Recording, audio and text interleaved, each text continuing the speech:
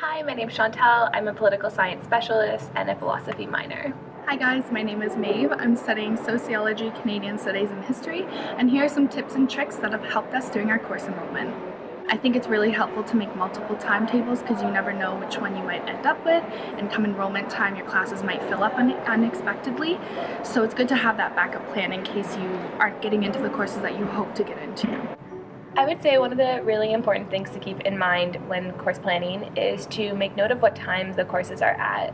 It can be easy to think that you can change whether or not you're a morning or a night person when you come to university, but oftentimes you can't. That being said, if you do have a class that's either in the morning or the evening, a time when you're usually not active, I think it's really important to put in place a routine that helps you to get to class every day. So looking back to first year, I honestly didn't expect being in the programs that I find myself in now. I think I took my first year to explore a variety of different courses and programs that I was interested in, which ended up being really beneficial because I ended up fulfilling requirements and prereqs that allowed me to transition into the programs that I'm in now. I remember being very overwhelmed in my first year about all the different options and wanting to study so many different things. I ended up taking a bunch of courses that I had no initial interest in, and from those I chose my major, my minors, which one of those was philosophy. I never thought I'd study philosophy.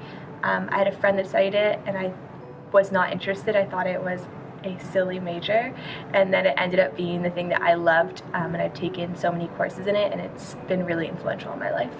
So breadth requirements were something that were very tricky for me.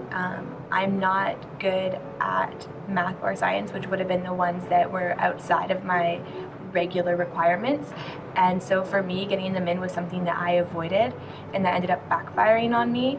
So I had to take them later on when I could have been taking courses that were more specific to my interests. For this reason, I wish I had taken them in my first 2 years when I was taking more broad courses.